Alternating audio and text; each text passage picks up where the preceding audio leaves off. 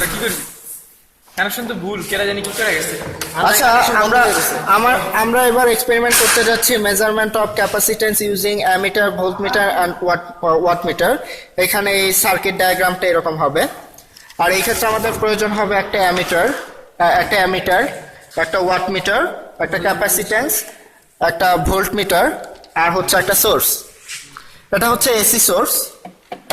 তো এসি সোর্সের পজিটিভ প্রান্ত থেকে একটা ওয়্যার কানেক্ট করা হবে ওয়াটমিটারের, যেখানে অ্যাম্পিয়ার এ প্লাস মাইনাস ইন্ডিকেট করা আছে সেই অংশটাতে, অ্যামিটারের যে অংশটা সেই অংশটাতে। আর ওইখানে 2 অ্যাম্পিয়ার যে ইন্ডিকেট করা আছে সেটার সাথে শর্ট সার্কিট করা হবে হচ্ছে ভোল্টেজ ইন্ডিকেট করা যে অংশটা আছে সেটাকে। এই ভোল্টেজ ইন্ডিকেট করা এই অংশ থেকে একটা ওয়্যার বের হয়ে যাবে হচ্ছে ক্যাপাসিটেন্সের অন্য একটা প্রান্ত থেকে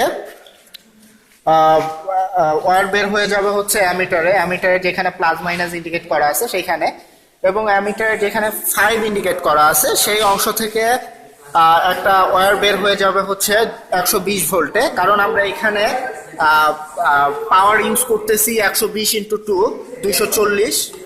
সো সেই ক্ষেত্রে 120 ভোল্টে আমরা কানেক্ট করতেছি অ্যামিটারটা, এবং 120 ভোল্ট থেকে একটা ওয়্যার বের হয়ে যাবে হচ্ছে সোর্সের নেগেটিভ প্রান্তে। এই হচ্ছে আমাদের সার্কিটটা যেভাবে ফিল আপ করবো সেটা।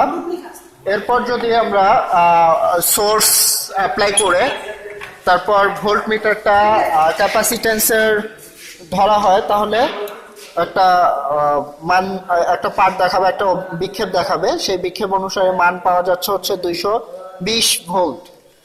এই 220 ভোল্ট আমরা নোট করে নিব, 220 ভোল্ট এক্ষেত্রে। এরপরে আমরা ওয়াটমিটারের যে পার্টটা পাবো সেটা লিখে নিব, ওয়াটমিটারের পার্টটা। অ্যামিটারের পার্টটাও লিখে নিব। আর এইখানে আমরা ক্যাপাসিটেন্সের একটা 16 মাইক্রোফ্যারাডের একটা সুইচ অন করে দেব, যাতে এই ক্যাপাসিটেন্সটা কাজ করে। এবং এইটা যে 16 মাইক্রোফ্যারাডে সেটাই আমার ক্যালকুলেশন করে বের করতে হবে এক্ষেত্রে, এই বিভিন্ন সূত্র অ্যাপ্লাই করে। প্রথমে আমাদের যে অ্যামিটারে যে পার্টটা দেওয়া হয়েছে এখানে, সেই পার্টটা